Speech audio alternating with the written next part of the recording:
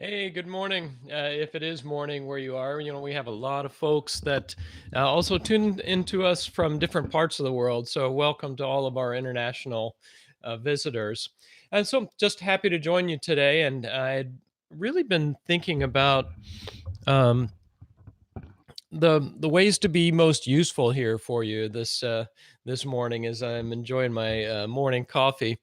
But really, I was thinking about narrative, and how important narrative is, storytelling, and if you know anything about me or about the teaching that I do, it often has some storytelling involved, and really happy to be a student of a storytelling mentor, the Right Reverend Robert Edgar Clyde Jr. And I'll be in touch soon there. I wanted to talk about not only storytelling, but tell you some stories and to really begin to look at some of the basis of understanding how we are motivated and what moves us and how we can use that information in an organic intelligence framework in our organic intelligence framework in order to live happier lives. As it turns out, hold on, I'm just going to adjust my lighting here a little bit. Um,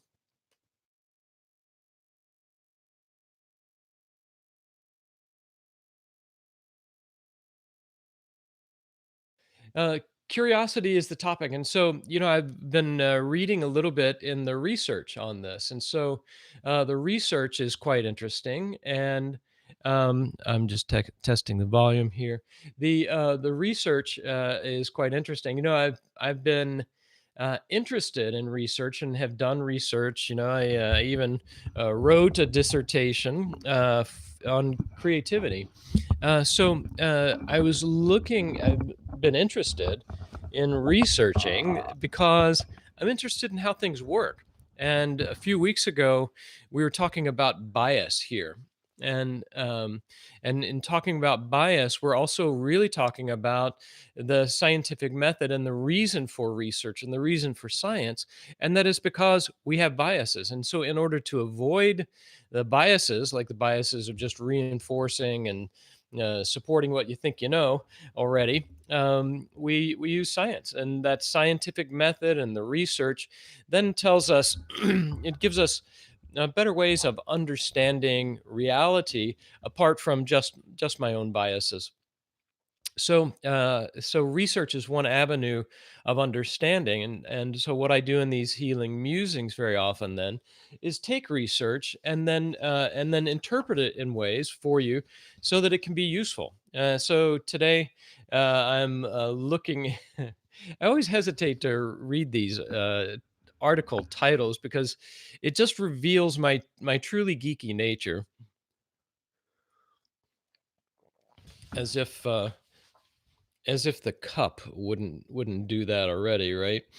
So, um, anyway, the title of today's article, uh, "The Five-Dimensional Curiosity Scale Revised." That's the 5 DCR. Briefer subscales while separating overt and covert social curiosity. That's by Kajdan et al. That's a current article, 2020. So. Um, we Cashton and company were looking at curiosity, and I think it's really helpful because they have separated the dimensions of curiosity into 5 dimensions, and I'll talk in a moment about all five of those, and how they relate and how we would understand those from this organic intelligence perspective.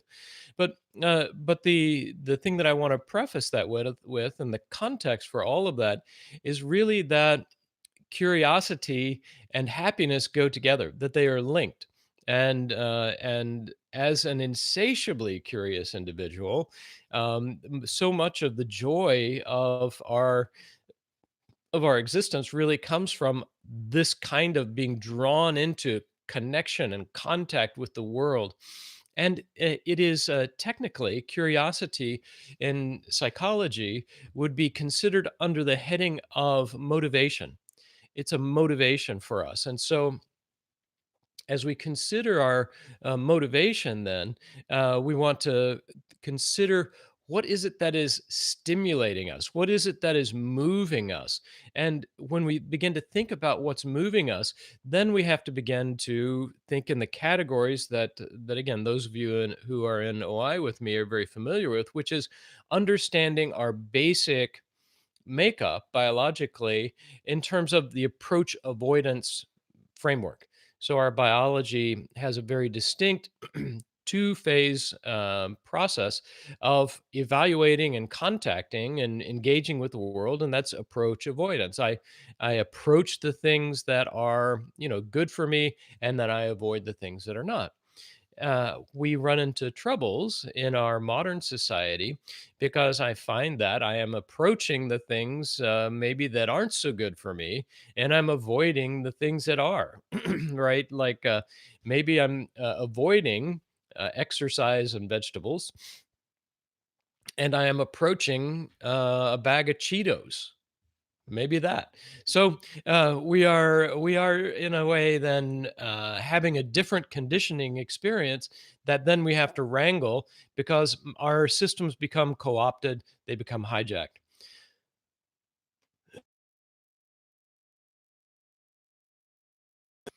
And in particular, what hijacks us is what in the OI tradition I call the what's wrong attention, otherwise spoken to as the negativity bias or the fascination with what's wrong. And that's fueled by a kind of reinforcement also, which is called negative reinforcement. And negative reinforcement is pretty straightforward. It means that there is an uncomfortable like arousal. There's an uncomfortable sensation. There's an uncomfortable experience of some kind, and the discomfort. This will be important. The discomfort doesn't even have to be consciously perceived, right? Subtle aversion, subtle aversive experience counts. So you might think, oh, this is okay. It's not too much for me.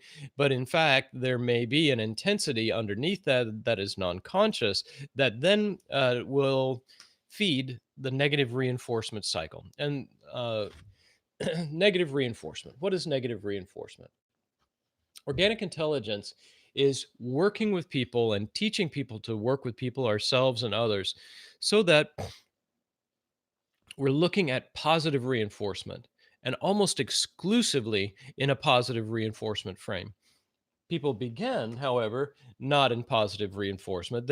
We begin, and our systems are disorganized because they're in a negative reinforcement frame. Mostly, people think of negative reinforcement as like spanking or punishment or something like that, but that's not really it. Negative reinforcement is cheers.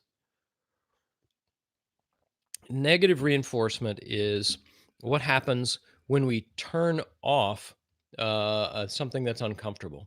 So, Rats and Watson's, the behaviorist originator, one of them, Watson, would have rats in his lab, and then the cage would have an electrical current running through the floor. It was subtle. It wasn't, like really gnarly, and so the rats would come in and they would scurry around, and then they would accidentally bump into the switch that would turn off the aversive stimulus, the uncomfortable feeling, turn off the electricity.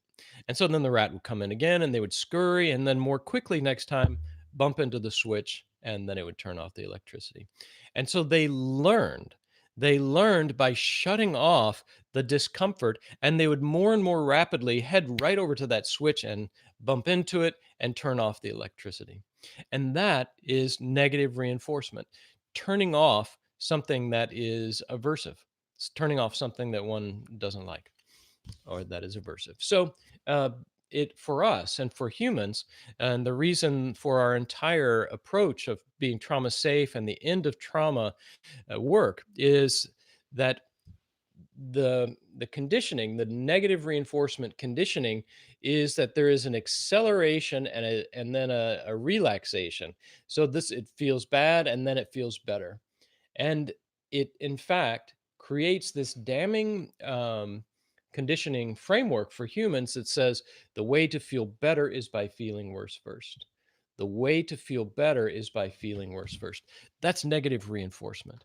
And so as we begin to look toward this notion of curiosity, we're going to have to keep that in mind, because there are certain dimensions of curiosity that are fueled and fed by positive reinforcement and the approach system. And then there is other aspects, other dimensions that is fueled by the stay away version. So there are, according to Cashton and company, there are, in these scales, there are five well validated dimensions of curiosity. And this is I'm not sure how geeky to get with you on this point, but to create a scale like this, and like tests, they're sort of commonly called tests. This would be a curiosity test, and then but we would call them scales. And these scales then have several questions each, and then you analyze the questions, and then you get these scales. So there are five dimensions that are cited and really validated in various other ways. Validated just meaning that they're they're things that you can take to the bank in some way. So these are the five dimensions from Cashton et al. The five dimensional curiosity scale. The first one of these is joyous exploration. Joyous exploration, and if you look at so much of what we do in organic intelligence, it's always somehow with this notion in mind, like, I wonder about the state of curiosity. How can I invoke and evoke the state of curiosity? Because there is a lot that to be curious about. And I was just on with the alumni of the end of trauma course yesterday. I was doing some coaching with them, and this question came about. It was by a university professor in philosophy and ethics, and we were just talking about how much there is to know. And ultimately, if you keep on asking these questions, like, how does it all work, how do things really work, you end up just having to say, we don't know. You're getting to, we understand so little really about the nature of reality. There is matter and there is dark matter. There are weak and strong forces. There is the speed of light. There are black holes. There is this notion of multi-enfolded dimensionality, where this is but one dimension among others. And so, by the way, we have death and taxes, and nobody understands either of those really. And so we have to wonder, really. And it is this two-edged sword, right? Because the what I don't know is so much more. There's a really nice quote by Mark Twain, who said, I would rather have my own ignorance than another person's knowledge, because I have so much more of it. I have so much more of it.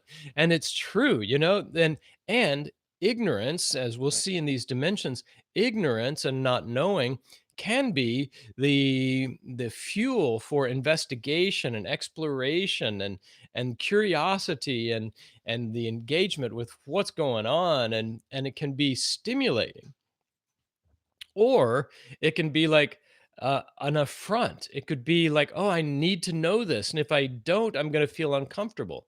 And many times then we are working with students in our tradition here to get to the former, that is, to get to this wonder, this notion of curiosity, and the pleasure of the quest, and the pleasure of the investigation, and the pleasure of the pursuit, really, of understanding and knowledge and experience, rather than, oh, I need to have this, I need to have it, it's a commodity that I need, and if I don't have it, I am less than somebody else, or I am vulnerable, or I am uncomfortable because I don't know, and right, all of that becomes more aversive, and then I'm reinforced by knowing. And if you've ever hung out with what's in the clinical literature would be called a know-it-all, you know how how uncomfortable that can be.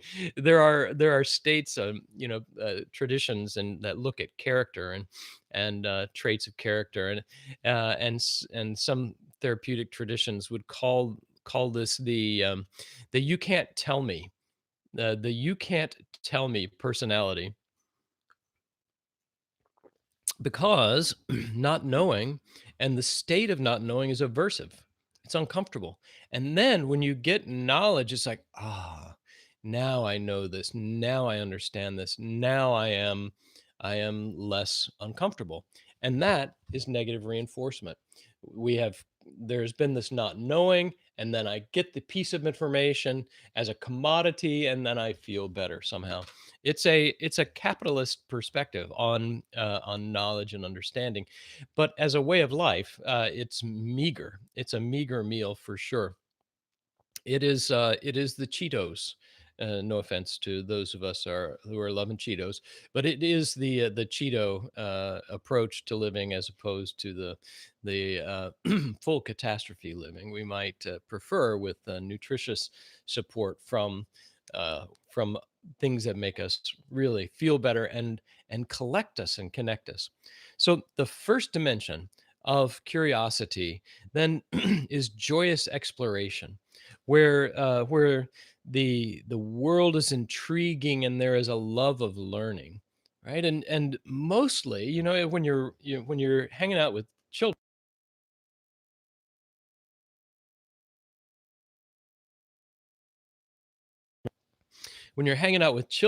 they're curious. They're asking dozens of questions. Like the state of curiosity in the end is something that we can seek.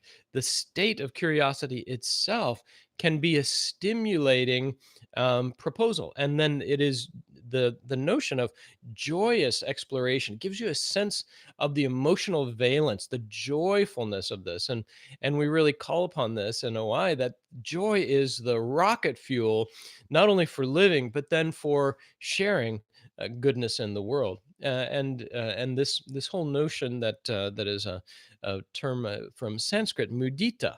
The mudita is sympathetic joy, which is, I'm really happy when you're happy, and your happiness makes me happier. And when I'm happier, and you're happy about my happiness, and then there is this exchange back and forth. It's really nice. And so joyous exploration is like that. There's this joyous exploration, and we do an exercise which we call co-enjoying in our trainings. The second dimension of curiosity then is, as I've been alluding to, deprivation sensitivity. Deprivation sensitivity, and that means, like in Freudian theory, for instance, there is this notion that we are driven, and our drives, this is motivation, our drives are about drive reduction. So things that we are seeking are really so much then around that negative reinforcement, and this is what keeps us alive. It's a legit reinforcer. Like, I'm thirsty, and that's a slightly aversive, and then I have a drink of water, although this is not water. It's our local coffee, um, and so I have a drink, and then I'm satisfied. So that unpleasant experience, that drive, then is satisfied, and it means that I continue to to drink. That's a good thing. So, eating, sex, drinking, all of these drives, all of these then can be thought of in terms of drive reduction. And deprivation sensitivity, the second dimension of curiosity, is that which is that there is a need to know, and that the arousal of not knowing and the arousal of the face with of encountering novelty is unpleasant. Now, from our perspective, from my perspective in organic intelligence, that says that the the experience is just too intense.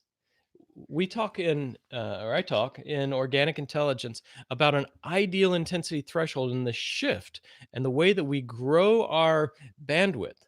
So, if there is a deprivation sensitivity, what we're saying is that there is too little bandwidth. There's just too little bandwidth. And so the deprivation, like not knowing, that is over threshold. And now I've got to do something in order to reduce that drive, to reduce that experience. So I try to know something. I try to find something out, and I get satisfied um, uh, from that discomfort. And that is negative reinforcement. Right? It's legit. It's totally legit. But in terms of a way of life, that is one that is problematic, and one that we work with directly in organic intelligence by growing our thresholds so that everything in life can be experienced beneath threshold, which then means it becomes a topic of interest and a curiosity, right? Curiosity. If I am not challenged to my about deprivation or something that's uncomfortable, if novelty doesn't create discomfort, it does that because I have this range. I have curiosity and interest. If it's over my threshold, if my threshold is right here, and then the deprivation sensation, that experience is up here, then that's too much. And then I've got to do something to quiet, to quell, to slake that feeling of deprivation. Right. So growing our thresholds can happen also by growing an interest in curiosity itself. And again, the link between happiness and curiosity is quite well established. So let's get curious about how we can get more of that. And so one is by just spending more time in curious engagement and exploration. We spend a lot of time around orientation around here, connecting to the environment through the senses.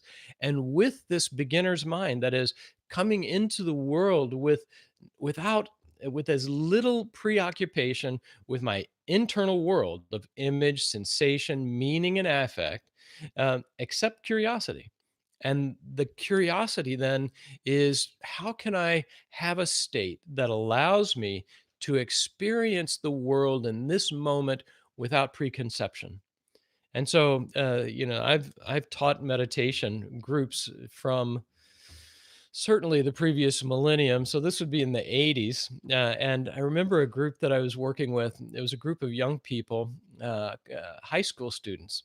And I did an exercise where you pretend like you're from another planet, right? That just landed on planet Earth, and space age technique here, and then walking out into a field and just imagining if this were all for the first time, if this were just for the first time here, and just creating a mindset of open exploration, of curiosity. And this is in itself quite transformative. And if you want a reference on that, I think Beginner's Mind is a great place to consider to start. And there are others. So the second dimension is deprivation sensitivity. The third is stress tolerance. What is my hope or feeling of confidence in my ability to cope with the stress of not knowing, the discomfort of not knowing? If I have discomfort, I can, with some kind of confidence, then be able to face that and approach curiosity and have curiosity, because I'm not concerned that the experience of not knowing and the stress of that might be too much. So that's a third dimension, like my confidence in my stress tolerance in relation, like I'm not concerned about this, and um, I think about this. We're spending a lot of time talking about global climate, the global climate chaos, and really that we're in such an uncharted territory, and honestly, it doesn't look good to me. But I am still curious. This is absolutely a mortal threat to much of life on the earth. If you read about the extinction of species and the projections, it could be stressful, and I am unconcerned in a way about that because I want to be engaged. I'm curious, and I am curious. How is this going to go? How is my role in supporting life on the planet going to unfold, and how can I do that? I have confidence, in other words, in my cope ability, and that confidence in my cope ability is again a threshold experience. If my threshold is high, my experience over and over is um, that whatever stress comes, that I am somehow alive in it, or even that the experience of stress is enlivening it in itself, meaning that the energy that is brought is not over my threshold of experience. And so, and there's plenty. As the head of organic intelligence, people trash talk organic intelligence. They trash talk me. They gossip and rumor monger, and then there are the personal things in life, and death of close family members, and loss and illness. All of that is a part of life, and I have this feeling of stress tolerance, meaning that so far, that the challenges that have come, and my mom passed away recently, and there was a way in which my system moved through this that was fully engaged in the mourning and the loss and the connection and the gratitude. The whole range of life was there, and I was not thrown off by it. So growing thresholds, and that's what we do here in OI. Growing thresholds gives one confidence to be able to handle this, to handle the distress of novelty or the sense of resilience, basically. So we have the human empowerment and resiliency training. The fourth dimension is thrill seeking. That is arousal seeking, and these are sort of characterological. Often they're traits like being a thrill seeker, an adrenaline junkie. There is an aspect of that can be negative reinforcement. So if you are prone to jumping out of a perfectly good airplane with just a parachute on your back, then that could be negative reinforcement, like the excitement, the rush, the adrenaline rush. Um, we advocate that instead of the high intensity experiences, that we say the job is enjoyment here. And enjoyment implies this ability to savor, to be embodied, to be present to an experience of healthy, non addictive, not too intense, non intoxicant related pleasure. Right. And so the orientation to pleasure that is a part of our clinical protocol, that's a part of our lifestyle approach, has these caveats that keep it from being so addictive and keep it from participating in negative reinforcement. So thrill seeking, we would say the thrill du jour is like being alive right now. That's the thrill that we're looking for, and then bring life as it comes. And lastly, then the fifth dimension is social curiosity. And in this article, they were exploring whether that was overt or covert, and they described the overt is just like, oh, I'm interested in learning with somebody else. That being with someone is a great way to learn, and then the covert is like, oh, I'm just interested in the other person, sort of like gossip. We kind of keen on gossip. So we look for ways of social curiosity as being the fifth dimension. All right. So I am curious how this was for you. I hope that you'll subscribe to our YouTube channel here. I'm Steve Hoskinson. This is Steve's Healing Musings, and I hope that that this creates some musings for you, some curiosity that may be amusing for you. And just grateful for your presence here. We're at organicintelligence.org. If you want to experience this more directly, our online end of trauma course is the place to start, and I'll be happy and honored to be your coach and guide for that. Thanks for being a part of this, and we'll look forward to seeing you probably in a couple of weeks. We'll take a week off next week, but I'll try to get some video up for you in the meantime. Subscribe to the channel so you don't miss a single thing. Thanks for being here.